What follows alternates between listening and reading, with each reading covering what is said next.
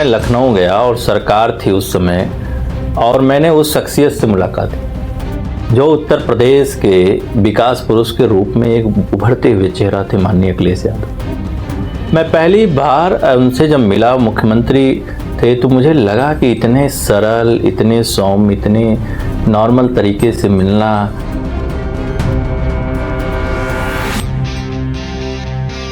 Youth हो और अगर तुम्हें लगे तुम मोस्ट वेलकम, तो मैं फिर उसके बाद समाजवादी पार्टी को ज्वाइन कर।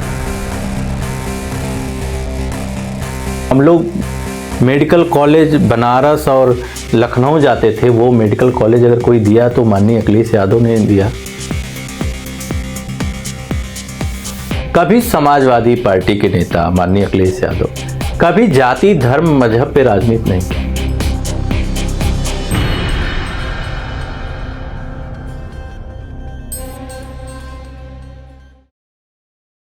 नमस्कार, मैं हूं राजन मिश्रा। दोस्तों, आज मुलाकात उस युवा से है जिसने पत्रकारिता की राह चुनी थी और जो कल तक सवाल पूछता था, आज उसके ऊपर जिम्मेदारी है जवाब देने की, यानी कलम से राजनीति का सफ़र। कैसे पत्रकारिता की पढ़ाई करने वाला युवा आज जो है समाजवादी पार्टी का देखते देखते राष्ट्रीय प्रवक्ता बन गया। जी हाँ, हम बात कर रहे हैं राकेश अहिर। राकेश यादव उनका नाम है, लेकिन अगर आप उनके सोशल मीडिया प्लेटफॉर्म पे देखेंगे तो वो राकेश अहिर लिखते हैं। जौनपुर के रहने वाले हैं और बहुत बहुत स्वागत है राकेश जी आपका। बहुत बहुत धन्यवाद आपके। सबसे पहले तो जो आपका नाम है जी, राकेश यादव आपका नाम है, लेकिन आप राकेश अहिर लिखते हैं सोशल मीडिया पे। ये लिखने के पीछे क्या उद्देश्य है, क्यों जो है? देखिए, इसका उद्देश्य ये है कि मैं जिस जाति से आता हूँ जी, और इस देश में तो जाति किसी से छुपी नहीं जी, और ना उसको कोई छुपा सकता है। मेरे मन में था कि एक जगह मैं पढ़ने गया था तो मुझे जो अध्यापक थे वो अहिर करके ही बुलाते थे, और ये एक धारणा भी था कि अहिर हुआ तो भैंस चराएगा। तो उसी धारणा से मुझे लगा जब मैं अहिर हूँ तो फिर अहिर ही लिखूंगा, और उसके बाद से हमने अहिर ही लिखना चालू कर दिया। कौन से क्लास की बात होगी ये जो है? ये हमारे 12th क्लास की बात है। 12th में? हाँ, 12 के बाद से हमने अहिर ही लिखना चालू कर दिया। अच्छा, मतलब 12वीं से ही आप जो है अपने नाम के आगे जो है अहिर लगाना? हाँ, अहिर लगाना चालू कर दिया। कभी मन में ये नहीं है कि नहीं इसको चेंज किया जाए? नहीं, कभी मन में नहीं आया। इसलिए मन में नहीं आया कि जब मेरी जाति है, मैं अहिर जाति से हूं, तो फिर उसे छुपाना क्यों? आजकल तो कई लोग भड़क जाते हैं अगर उनको अहिर कह दीजिए तो। नहीं, भड़कना तो नहीं चाहिए। वैसे संभवतः हर जाति के लोग जो भी जिस जाति से आते हैं उसका एक ना एक इतिहास होता है और उस पर प्राउड होता है अपनी अपनी जातियों का। तो मुझे भी अपनी जातियों पर प्राउड है। मुझे किसी के जाति पे भी नहीं जाना है, न किसी के जाति के नकारात्मक चीज़ों को निकालना है। अच्छा राकेश जी, बहुत अच्छी बात आपने कही, लेकिन पढ़ाई आप कर रहे थे पत्रकारिता की, मास कम्युनिकेशन आपने पूर्वांचल विश्वविद्यालय से किया, और कैसे जो है पत्रकारिता करने के बाद आपके मन में तो ये रहा होगा कि हाँ, हर दल के नेताओं से सवाल पूछने हैं, लेकिन आज आप खुद एक दल से जुड़ गए हैं और आपके कंधों पे जिम्मेदारी आ गई है पत्रकारों को सवाल जवाब देने की। कैसे ये चेंजिंग? देखिए, मन में सकारात्मक चीज़ें था कि मैं लोगों से जुड़ूं, और मुझे था कि एक नई जो समाज है और उस समाज की आवाज़ को एक बड़ी ऊंचाई पे रखना। मैंने पत्रकारिता भी इसीलिए किया कि जो समाज की मूलभूत चीज़ें हैं जिससे लोग दूर हो रहे हैं, आज भी बहुत लोगों को ऐसे प्लेटफॉर्म नहीं मिल रहे हैं कि उसकी आवाज़ उठाई जाए। इसके लिए मैंने मास कम्युनिकेशन पूर्वांचल विश्वविद्यालय से किया था, और इसी जौनपुर जनपद में मैंने मेरे शुरुआत का अखबार जनसंदेश टाइम्स रहा। फिर मैं अमर उजाला में भी कुछ टाइम तक सफ़र किया जब विनोद तिवारी जी ब्यूरो चीफ रहे। इसके बाद मैं लखनऊ गया और सरकार थी उस समय, और मैंने उस शख्सियत से मुलाकात की जो उत्तर प्रदेश के विकास पुरुष के रूप में एक उभरते हुए चेहरा थे, माननीय अखिलेश यादव। मैं पहली बार उनसे जब मिला, मुख्यमंत्री थे, तो मुझे लगा कि इतने सरल, इतने सौम्य, इतने नॉर्मल तरीके से मिलना और कॉफ़ी बुला के पिलाना, बात करना। फिर उनका एक बार उन्होंने कहा कि आपका एक विजनरी सोच और यूथ हो और अगर तुम्हें लगे तुम मोस्ट वेलकम, तो मैं फिर उसके बाद समाजवादी पार्टी को ज्वाइन कर लिया। मतलब वही एक मुलाकात, हाँ, टर्निंग पॉइंट हो गई? वही एक मुलाकात टर्निंग पॉइंट हो गई। और किसी दल में आपको नहीं नजर आया कि हाँ ऐसी कुछ विचारधारा? देखिए, विचारधारा की बात है, मैं हमेशा से लोहिया के समाजवाद को देखा हूँ जो पिछली इकाई के लोगों की बात करता। मैं गांव में रहता हूँ और गांव में पला बढ़ा हूँ। मेरा जन्म महाराष्ट्र में हुआ है, मगर जो मेरी परवरिश हुई है वो गांव में हुई। तो गांव के चीज़ों को मैंने देखा तो मुझे लगा कि ये लोहिया के समाजवाद को अगर कोई बढ़ाया इस देश में तो श्रद्धेय नेताजी मुलायम सिंह यादव ने बढ़ाया। फिर उस कारवां को आगे बढ़ने का काम सिर्फ माननीय अखिलेश यादव जी कर रहे हैं। आप देख रहे होंगे कि उत्तर प्रदेश में सरकार नहीं है, 12 से 17 के बाद से सरकार नहीं है, फिर भी अभी चुनाव में जो SIR में BLO की मौत हुई, 2-2 लाख रुपया उनके परिजनों को पहुंचाने का काम किया, मगर सत्ता पक्ष ने उनको नहीं दिया। उनके घर नहीं गए उनके दुख पीड़ा में महसूस करने। आपको याद होगा कि एप्पल कंपनी का CEO को जब पुलिस ने गोली मारा था तो सबसे पहले हमारे नेता माननीय अखिलेश यादव जी नहीं पहुंचा, और पहुंचने के बाद उनको आर्थिक मदद के साथ साथ जितनी मदद हो सकती है वो पार्टी करती है। आपने कहा कि अखिलेश यादव जी की वो बात आपके दिल को छू गई, लेकिन आज जो माहौल चल रहा है इसमें आपके उसी अखिलेश यादव जी की बातों पे जो है सवालिया निशान उठ रहे हैं। ये कहा जा रहा है कि संवेदनशीलता उनके अंदर नहीं है, बच्चों की मौत के मामले पे वो जो है हंसते हुए प्रेस कॉन्फ्रेंस करते हैं। देखिए, ये एक बचकानी हुई बात। कोडीन का जो मामला चल रहा है, ये कोडीन का मामला, ये तो मैं कह रहा हूं कि ये अगर मुख्यमंत्री के सजाती के संरक्षण न होता, सजाती मैं इसलिए कह रहा हूं कि अगर ये कोई पिछड़ा हो, दलित हो, तो अब तक बुलडोजर चल जाते और जमींदोज हो जाते। आप देखिए, एक बर्खास्त सिपाही आलोक सिंह का वो आलीशान कोठी भी आप लोगों देखा होगा, जिसकी 40,000 50,000 एक सिपाही की सैलरी है। उससे ये अंदाज़ा लगाया जा सकता है कि कोठी देख के कि कितना बड़े पैमाने पे भ्रष्टाचार हुआ है। आपको हमें भी लगता है कि इस जनपद में मैं हूँ तो स्वास्थ्य सुविधाएं हमको बेहतर मिले। आज नकली दवाइयाँ धड़ल्ले से बिक रही हैं और उस पर कोई कार्रवाई भारतीय जनता पार्टी कहीं नहीं कर रही। हमारे नेता तो उस मृतक बच्चों के संवेदना व्यक्त करते हुए सरकार से सवाल पूछे कि साहब, आपके सरकार में आपके नाक के नीचे इतनी बड़ी रैकेट, आप सोचिए 2000 करोड़ से ज़्यादा का रैकेट है, लेकिन उत्तर प्रदेश में कहाँ बच्चों की मौत हुई थी? मैं कह रहा हूँ कि भास्कर उठा के पढ़ लीजिए। औरैया में एक बच्चे की मौत हो गई और उसको हॉस्पिटल के लोग पैसा देकर ये कह रहे थे कि आप बयान बदल दीजिए। ये मामला कब आया? ये तो जो मौत का मामला आया, मैं तो कह रहा हूँ कि ये तो अखिलेश जी के बयान के बाद आया हुआ था। मैं कह रहा हूँ ट्रेजेडी हुई थी, मगर मैं कह रहा हूँ कि सिरप पीने से ही तो हुआ, कफ सिरप की वजह से। आज लोग पूरे प्रदेश में ज्यादा देने की वजह से हुआ था। मैं कह रहा हूँ कि पूरे प्रदेश में लोगों को खांसी आ रही तो लोग डर रहे हैं कफ सिरप किसी भी ब्रांड का खरीदने में। ये मैं नहीं कह रहा हूँ, लोग कह रहे हैं। मुझसे अब तक दर्जनों लोगों ने कहा कि डर लग रहा है। लेकिन जौनपुर का या फिर यहाँ अगर उत्तर प्रदेश का मामला देखें तो यहाँ तो बिलिंग का मामला चल रहा है कि जो खरीद फरोख्त हुई है, खरीदा गया है और उससे ज़्यादा की बिक्री जो है वो नहीं दिख रही है, कहाँ बेचा गया, ये मामला यहाँ पे चल रहा है। देखिए, मैं कह रहा हूँ कि जब राजा भी हमारा होगा और संतरी भी हमारा होगा तो राजा के ही कहने पे हम चलेंगे। ठीक बात। फिर ईडी क्यों छापा मार रही है? क्यों पूरे प्रदेश को खंगाल रही है और देश को खंगाल रही है?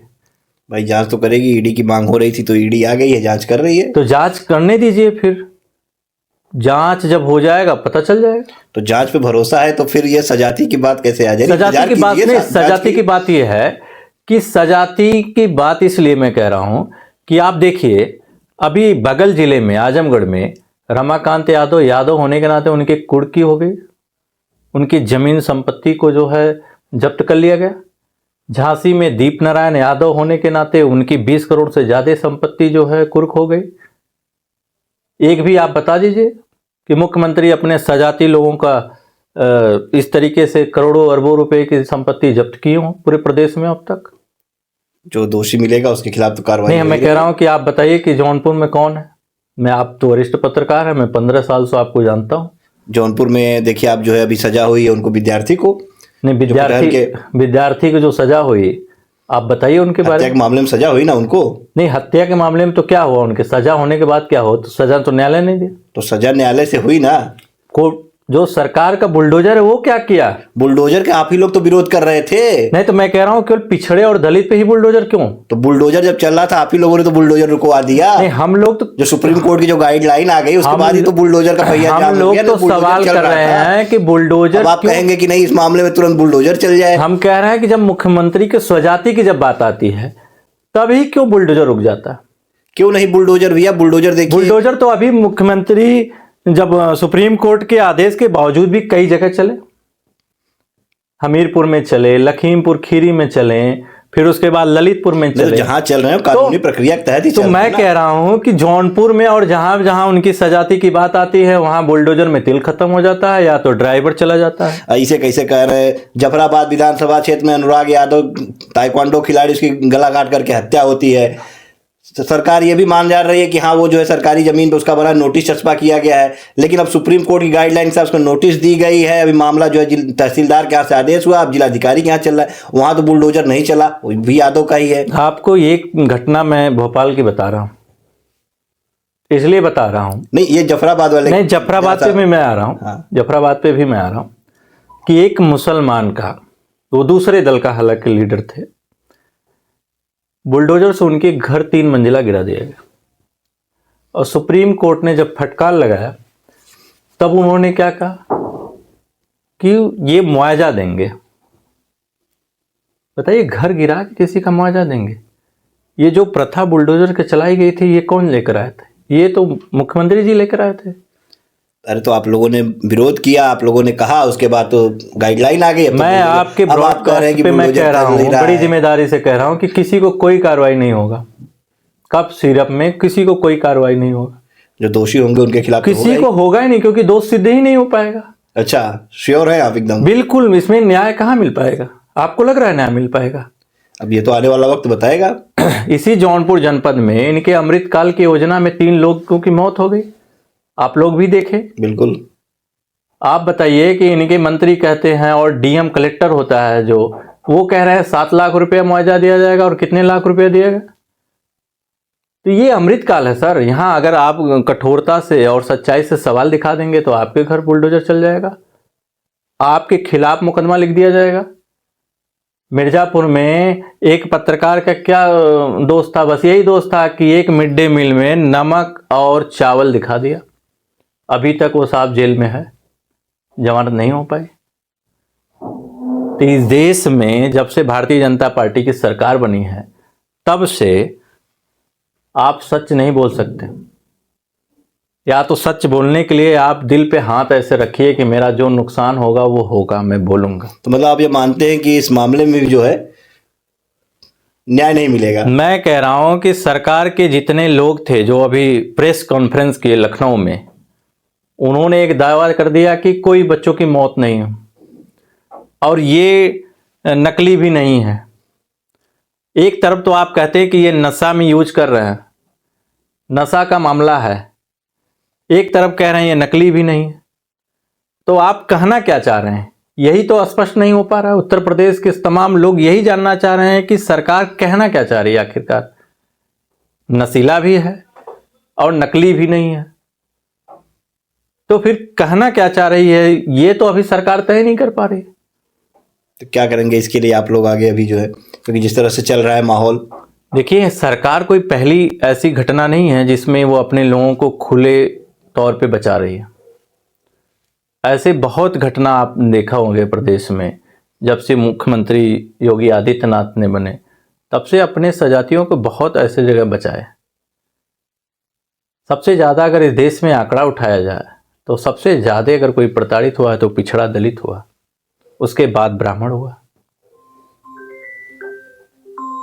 उसके बाद बड़ी जिम्मेदारी से मैं कह रहा हूं, विजय मिश्रा से उठा के देख लीजिए आप। जितने भी लोग हैं सबको जो है इन्होंने, जो अब राजधानी में ये चलता है, एक माहौल चलता है कि एंटी ब्राह्मण, वो दिखता भी है। चाहे गोरख विश्वविद्यालय में भर्ती प्रक्रिया देख लीजिए, 27 में से 15 अपने सजाती लोगों को भर्ती कर दिए, 4 ब्राह्मण जाति के लोगों को किए, बाकी अन्य पीडीए लोगों को किए। तो ये साफ झलकता है, उनकी कथनी और करनी में दिखता है, अंतर दिखता है। बिल्कुल। तो देखिए, चूंकि बात हम कर रहे थे पत्रकारिता से राजनीति के सफ़र की, और अब चूंकि राष्ट्रीय प्रवक्ता भी हो गए हैं राकेश जी, तो सवाल जो मुद्दा चल रहा है तो उस पर तो चर्चा होनी ही चाहिए। तो ये अभी उस जो ज्वलंत मुद्दा चल रहा है उस पर चर्चा थी। बाकी हम बात को आगे बढ़ा रहे हैं। राकेश जी, क्या कभी आपने सोचा था कि समाजवादी पार्टी में आने के बाद फिर इतनी बड़ी जिम्मेदारी आपको अखिलेश जी दे देंगे? नहीं, ये तो नहीं लगता था कि मैं एक गांव से निकल कर और इतने बड़े जगह जाना, और मुझे लगता है कि जौनपुर में पहली बार कोई राष्ट्रीय प्रवक्ता हमारे समाज का हुआ, पहली बार जब से पार्टी का गठन हुआ 1992 से। कैसा लगा जब अखिलेश जी ने आपको इतनी बड़ी जिम्मेदारी सौंपी? मुझे बहुत खुशी हुआ, और रात को मुझे 11 बजे लिस्ट जारी हुआ, और सहयोग देखिए कि मैं उस दिन गांव आया था लखनऊ से और मैं सो गया था और फ़ोन साइलेंट था। मेरे बहुत चाहने वाले लोगों का फ़ोन आया, और उस दिन मैं 8 बजे जब सुबह उठा तो देखा बहुत सारे लोगों का फ़ोन था। उसमें पार्टी कार्यालय से भी 1-2 लोगों का फ़ोन था। तो जैसे मैंने फिर फेसबुक देखा तो देखने लगा कि हमारे लोग जितने थे वो फेसबुक पे बधाई देने लगे। तो ऐसा नहीं लगा खुले जब आपने देखा तो आपको लगा कि मैं सपना तो नहीं देख रहा हूँ? नहीं, ऐसा नहीं, मगर मुझे राष्ट्रीय अध्यक्ष जी 1 साल पहले ही मुझे बताए थे कि मैं तुम्हें पैनल पे ही रखूँगा और अच्छा करो, बेहतर करो, तुम्हें आगे तक जाना है। तो इसलिए मुझे वो बनाए, और मैं सोचता हूँ कि जो जिम्मेदारी उन्होंने दिया मुझे, मैं उसको खरा उतरूँ और उनकी ईमानदारी पे अपने आप को उतारूँ। काफ़ी चुनौतियां भी सामने है, कैसे चुनौतियों का सामना करते हुए? चुनौतियाँ साहब, हम जिस परिवार से और जिस समाज से आते हैं उसे चरवाहा समाज कहा जाता है। चरवाहा समाज के लोगों को बहुत चुनौतियाँ हैं, इतनी चुनौतियाँ हैं कि उसकी हम कल्पना यहाँ स्टूडियो में नहीं कर सकते। तो हम लोग तो संघर्ष करने वाले लोग हैं, क्योंकि हम लोगों को विरासत और रियासत कुछ नहीं मिला। हम लोग अब तक जो यहाँ आए हैं वो संघर्ष के दम पे ही आए, और संघर्ष के दम पर ही आगे जाएंगे। आगे का क्या? राष्ट्रीय प्रवक्ता आप बन गए हैं, फ्यूचर में चुनाव लड़ने का भी? देखिए, चुनाव लड़ने का ये मनसा तो मैक्सिमम मेरे समझ में हर व्यक्ति के ख्याल में रहता है, मगर ये तय तो समाजवादी पार्टी के राष्ट्रीय अध्यक्ष माननीय अखिलेश यादव जी ही तय करेंगे। अगर उनकी मनसा रहा तो मैं लड़ूंगा। मतलब अगर हरी झंडी वहां से मिलती और निर्देश मिलता है तो चुनाव भी आप लड़ेंगे? चुनाव लड़ेंगे। फिलहाल प्रेजेंट टाइम में राष्ट्रीय प्रवक्ता की जिम्मेदारी को बखूबी निर्वहन करें? बिल्कुल बखूबी निभा रहे हैं। कैसा लगा उसमें गांव और समाज के लोगों ने किस तरह से जो है उत्साहवर्धन किया, और लोगों को यकीन हुआ कि हाँ, अपना राकेश जो है वो राष्ट्रीय प्रवक्ता बन गया? जौनपुर के जो आपके पढ़ने आपके साथ के जो फ्रेंड सर्किल के लोग थे, उन लोगों ने क्या कुछ कहा आपसे? दरअसल लोगों का बहुत खुश थे। मुझे बहुत तब खुशी हुआ कि हमारे गांव के लोग मुझे न जानते हुए, जब मैं उठा उसके पहले लोगों को पता चल गया, और मुझे लगा कि मेरे घर इतने सुबह शायद इतनी ज़्यादा भीड़ पहली बार आई। गांव कौन सा है आपका? पसेवा, मुफ्तीगंज ब्लॉक में पसेवा गांव है।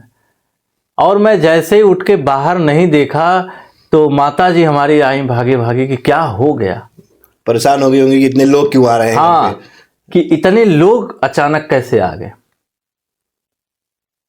और तब तक मैं फोन को टच नहीं किया था, तो मुझे भी आइडिया नहीं था कि इतने लोग क्यों आ गए।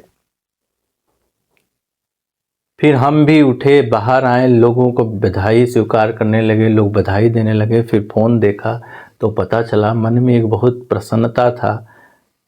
माता जी को भी बताए तो वो इतनी प्रसन्न थी कि मैं अब तक पिताजी के डेथ 2015 में होने के बाद पहली बार अपनी माँ को खुश देखा। पहली बार, मतलब पिताजी के जाने के बाद? पिताजी के जाने के बाद पहली बार इतना खुश मैंने देखा।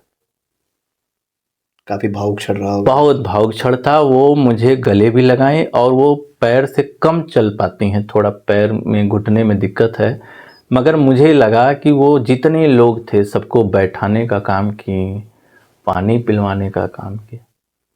और ये निरंतर 10-15 दिन मैं रहा घर पे, तो 15 दिन निरंतर ऐसे ही लोगों का आना जाना लगा रहा। और माता जी को मैं 15 दिन से बीमारी का कोई बात नहीं सुना कि वो बीमार थी। माँ को और चाहिए भी क्या, बेटा उनके सामने जो है तरक्की कर रहा हो तो साफ तौर पे माँ तो स्वस्थ हो ही जाएंगी। हाँ। और यही चीज झलका भी होगा, आपको दिखा भी होगा। बिल्कुल बिल्कुल, मैं बता तो रहा हूँ कि 15 दिनों से माँ हमको एक बार नहीं कही कि मेरा पैर दर्द कर रहा, जो कि डायबिटीज के भी पेशेंट हैं 20 सालों से। जैसे लगा कि वो बीमार हैं ही नहीं, ये स्थिति। अच्छा राकेश जी, आप पत्रकार थे, राष्ट्रीय प्रवक्ता हो गए, और पत्रकारिता में तो आप सवाल पूछना जानते ही थे। अब सवाल का जवाब देने का दौर शुरू हो गया है, तो कैसा महसूस करते हैं जब आप बतौर राष्ट्रीय प्रवक्ता चैनलों के सामने मौजूद होते हैं और सारे पत्रकार जो है सवालों की झड़ी लगाते हैं? देखिए, सवालों का झड़ी लगाते हैं तो हम लोग बड़ी बखूबी से इसलिए बता पाते हैं कि हमारे नेता माननीय अखिलेश यादव जब 12 से 17 में सरकार थी तो उन्होंने काम किया, और उस काम के दम पे हम लोग बताते हैं। आप बताइए कि जौनपुर जनपद में किसी को पार्क जाने के लिए कहीं प्लेस नहीं था, चाहे स्वास्थ्य नजरिए से देखा जाए, टहलने के नजरिए, तो वो समाजवादी पार्टी के सरकार में ही लोहिया पार्क जौनपुर में पहली बार अगर कोई पार्क बना तो वो समाजवादी पार्टी की देन है। जो पुल आपने देखा ये समाजवादी पार्टी की देन है।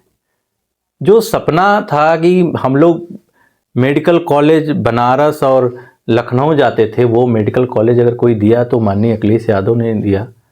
तो हम लोग इस कॉन्फिडेंस से हैं कि हम लोग विकासवादी लोग हैं और काम की बात करते हैं। कभी भी आप देख लीजिए किसी प्लेटफॉर्म पे, अब तो बड़ा वो है कि आर्काइव से भी निकाल सकते हैं, कभी समाजवादी पार्टी के नेता माननीय अखिलेश यादव कभी जाति धर्म मजहब पे राजनीति नहीं की। जब बहुत सपोर्ट भी आपको मिलता होगा, चूंकि आप पत्रकार रहे हैं तो आपको तो जानकारी है ही कि किस तरह के सवाल आ सकते हैं और किस तरह से जवाब देना है। तो ये आपकी पत्रकारिता की पढ़ाई जो है ये भी काफ़ी काम कर रही होगी। देखिए, बिल्कुल पत्रकारिता पढ़ने से ये तो है कि कम से कम आपका जो ह्यूमन नेचर के साथ साथ जो प्रेजेंट ऑफ माइंड वो आपका गुड है,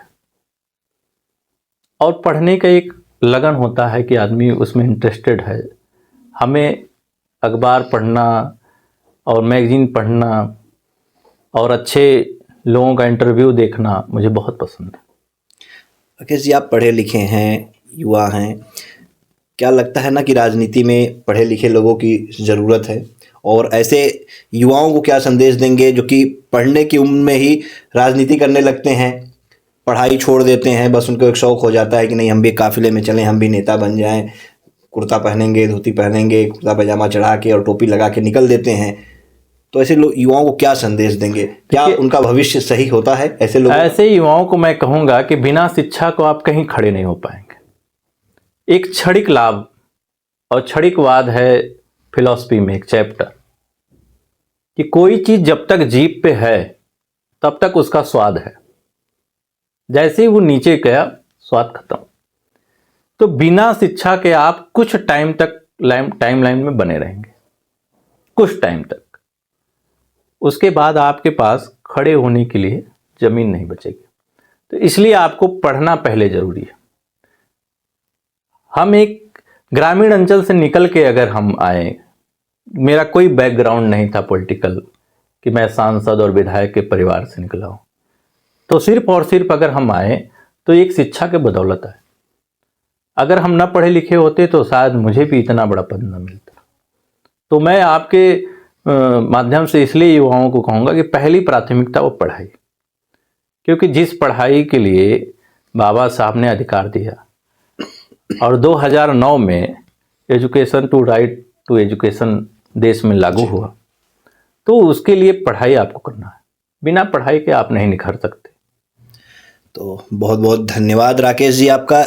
और ये देखिए राकेश जी हैं जो कि आज समाजवादी पार्टी के राष्ट्रीय प्रवक्ता हैं, जौनपुर के मुफ्तीगंज ब्लॉक के पशेवा गांव के रहने वाले हैं, और काफ़ी कुछ इन्होंने अपना जो अनुभव वो साझा किया और कुछ चर्चाएं की जो मौजूदा स्थिति है जो प्रदेश में चल रही है राजनीति की। चूँकि राष्ट्रीय प्रवक्ता है सपा के, तो वो पक्ष भी इनका रखना जरूरी था, तो बातें भी इन्होंने शेयर की, और साथ ही इन्होंने जो युवाओं से अपील की वही मैं भी कहूँगा कि युवा इनकी अपील पे ज़रूर ध्यान दें।